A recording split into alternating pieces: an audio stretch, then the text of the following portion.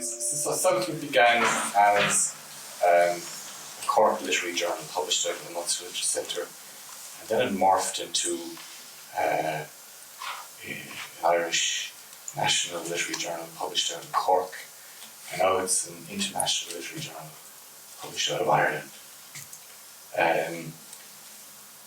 In relaunching it as a print journal, we're aiming it at a readership which we hope is similar to that of Granta. And we don't have a Swedish billionaire behind us the way Granta has. But we're aiming for that kind of editorial quality so that it appeals to readers who are not only writers and want to be writers, but just readers of good literature anyway. So, we're publishing unknown writers for the first time, and we're publishing established names. And the wonderful thing about Cork at the moment is we have so many brilliant writers of world standard.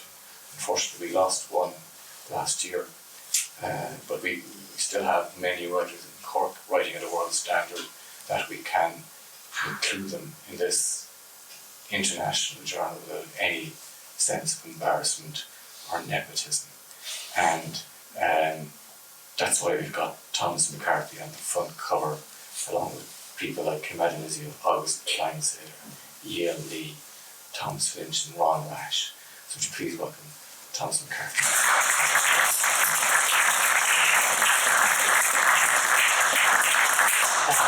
Thank you, Patrick, and thanks to Pat and James indeed for a fantastic festival. Just brilliant.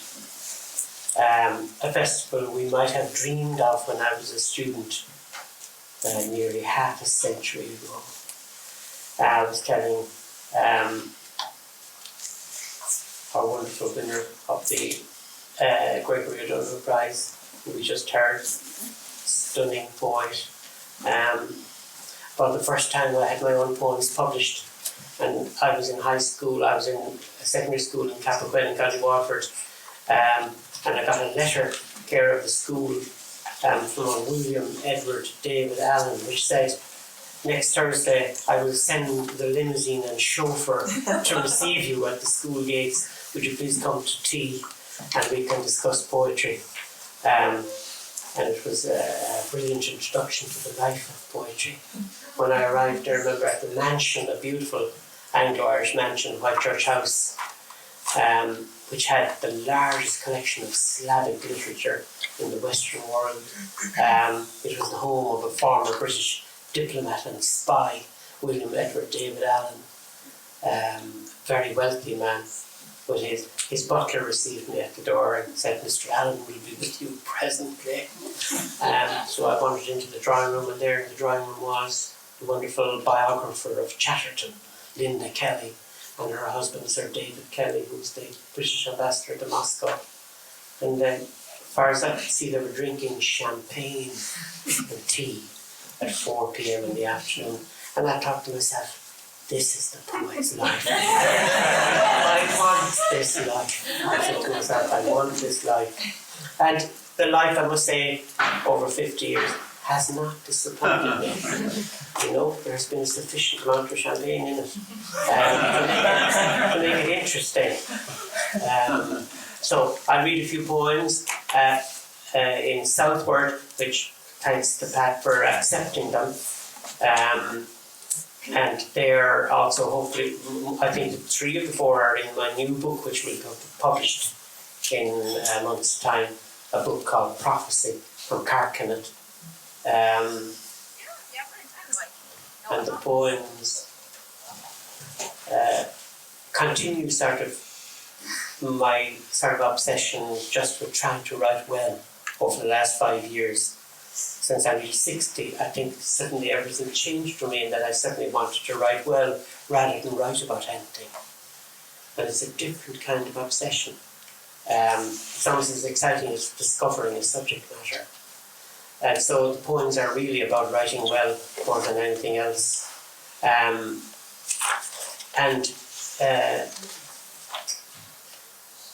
The subject matter is almost secondary in a way.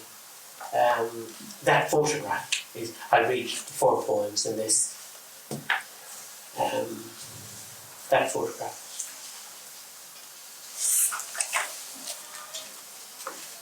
The distant past is like this analog tray in your small red-lit room. On a Greek shore where the chemicals are, Bob Dylan is singing in a voice he had when you and I were very young, or well, younger. Listen, his tall lamp is beautifully timed. The white light of our youngest possible hours have become blurred like this quarto image in a cold tray of fixing fluid. The ascetic years rise to greet us. Your deft wrist adjust the tight-lipped aperture. Guitar strings of water rise to cleanse this one idea, this war on time passing, that photography is, your Venus singing, rising naked from a tray. And this poem at the Monte Carlo, Minneapolis. Monte Carlo is a lovely kind of 1920s bar in the centre of Minneapolis, and I was with a woman last autumn, Peg Flanagan, who was just a fantastic Irish-American from Minnesota. Her grandfather was one of the first contributors to the Republican loan. She wanted to meet me to show me the old loan certificates of the Republic from 1919, first loan issue of the Republic that her grandfather purchased. He was the owner of a string of ice cream parlours in Michigan.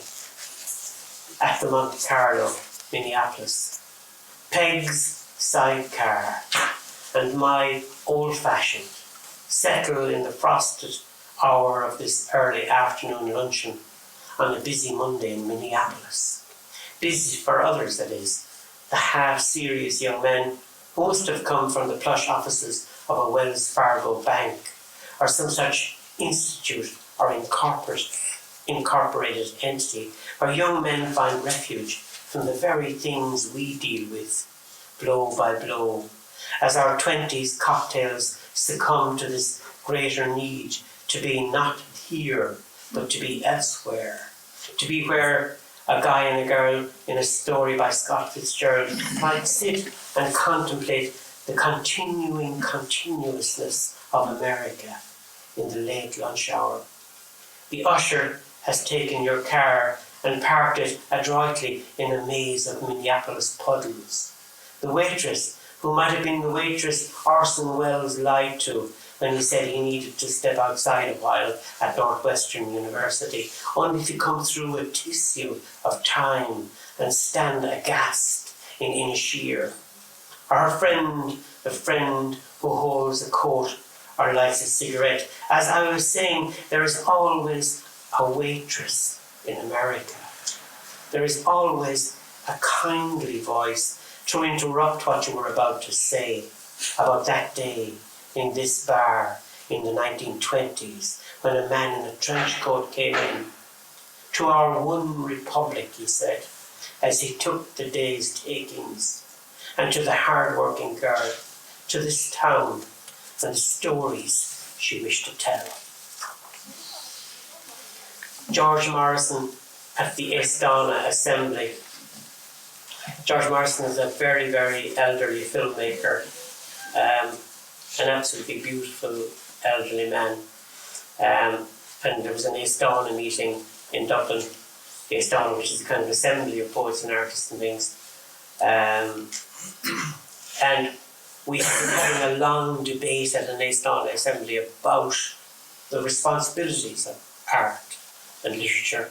And it almost became like a meeting of the Soviet Writers' Bureau in 1990 or 1988, when I remember the head of the bureau said, it is the responsibility of us writers to be responsible for everything, including the soil conditions of Ukraine.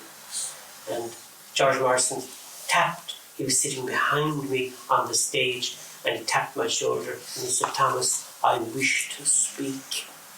And he was a very, very frail person in his 90s, so Mary Fitz, the artist, and I sort of stood him up, and he came to the microphone And all he wished to say to the assembly was, "Beauty, don't forget beauty," he said. And then he said, "That's what I wanted to say." And he sat down. So everybody was silent for a moment. George Morrison at the Aosdána assembly.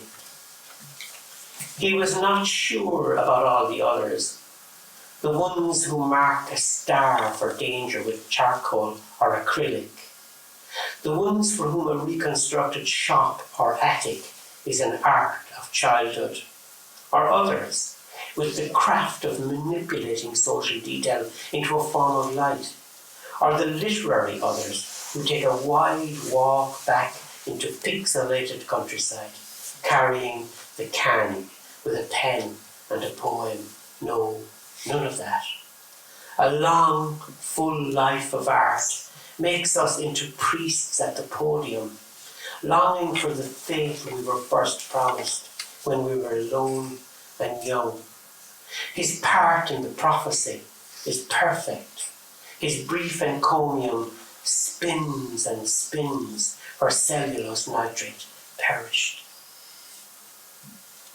And this poem, Guy Lombardo, even though I began my childhood sort of conventionally enough in the Irish countryside in a Fianna Fáil kind of neighbourhood among Fianna Fáil canvassers, and I've always had an aspect in my character which is completely irresponsible politically. And like in a way I continued the irresponsibility of it in the new book. A poem, Guy Lombardo. I love 1920s music, particularly the dance music, the imperfect dance music of Guy Lombardo. But it begins again when listening to Guy Lombardo and his Royal Canadians.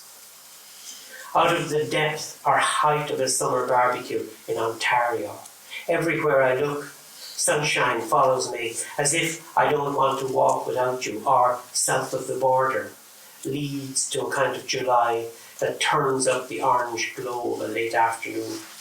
It's just that a familiar kind of warm irregular stones in your Glenshlan patio, 2 glasses with dried crimson flakes of old sherry, this patio that seemed like a small country for making poems, this space between me and fragments of shrimp pink petals shearing away from violet Carson, followed by great clusters of Paddy McCready, superstars vermilion, the velvet purse of tight Papamayland, the indecisive depth of yellow fringe of pink in peace.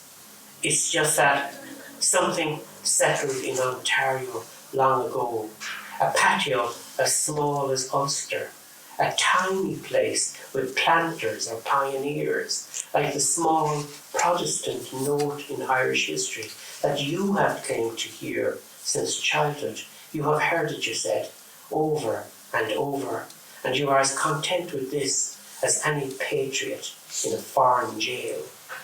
For me, it was not a country or a province, but more an afterglow, as subtle as the subtle bouquet garni or the rare essence of rose petals, all so like pollen it would make you dizzy.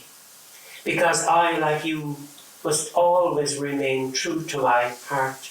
I admit seeing the Greek and the green and the yolk of Ireland part, never to be made whole again, never in all Balmoral seasons. Never to declare this is a kind of treason. I am as odd as bedamned. I am of no historical use to anyone who doesn't have roses to prune. For my one true companion, I summon up dear Father Prout, that Catholic loyalist, in his 2-volume Regina edition. Father, it's too late to stop O'Connell. The die is cast, and wildly, the way O'Connell's repealers flung fresh vegetables of the Dingle Bible colony into the sea at Inch. What was orange, clung to the rocks, wouldn't give way. Somewhere a Huguenot called to me from the depths, from a canton under the sea. Nobody heard, but I heard.